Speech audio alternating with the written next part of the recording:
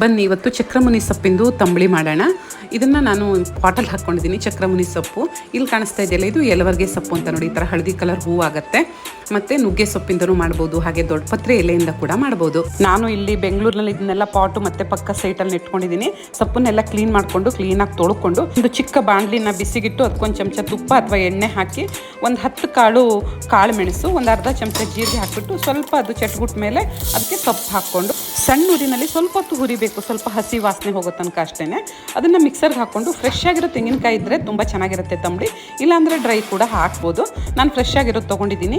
ನಾನಿಲ್ಲಿ ತಂಬಳಿನ ಮಿಕ್ಸರ್ಗೆಲ್ಲ ಹಾಕ್ಕೊಂಡಾದ್ಮೇಲೆ ಸಣ್ಣಗೆ ರುಬ್ಕೊಂಡ್ಮೇಲೆ ಅದನ್ನು ಸ್ವಲ್ಪ ಸೋಸ್ಕೋತೀನಿ, ಯಾಕೆಂದರೆ ಬಾಯಿಗೆ ತೆಂಗಿನಕಾಯಿ ಸಿಗಬಾರ್ದು ಅಂತ. ಇದಕ್ಕೆ ಕಡ್ದು ಮಜ್ಜಿಗೆ ಇದ್ದರೆ ಒಳ್ಳೆಯದು. ನನ್ನ ಹತ್ರ ಇರಲಿಲ್ಲ, ನಾನು ಮೊಸರನ್ನೇ ಮಿಕ್ಸರ್ಗೆ ಹಾಕಿ ಮಜ್ಜಿಗೆ ಮಾಡಿಬಿಟ್ಟು ಅದನ್ನು ತಂಬಳಿಗೆ ಹಾಕಿ ಒಂಚೂರು ಉಪ್ಪು ಮತ್ತು ಸ್ವಲ್ಪ ರುಚಿಗೆ ತಕ್ಕಷ್ಟು ಬೆಲ್ಲ ಬೇಕಾದ್ರೆ ಹಾಕ್ಬೋದು, ಬೇಡದೇ ಇದ್ರೆ ಇಲ್ಲ. ಇದಕ್ಕೊಂದು ಒಗ್ಗರಣೆ ಹಾಕಿದ್ರೆ ಚೆನ್ನಾಗಿರುತ್ತೆ, ಆದರೆ ನಂಗೆ ಇಷ್ಟ ಇಲ್ಲ, ನಾನು ಹಾಕ್ಕೊಳ್ಳಲ್ಲ. ಬಿಸಿ ಅನ್ನಕ್ಕೆ ತಂಬಳಿ ಹಾಕ್ಕೊಂಡು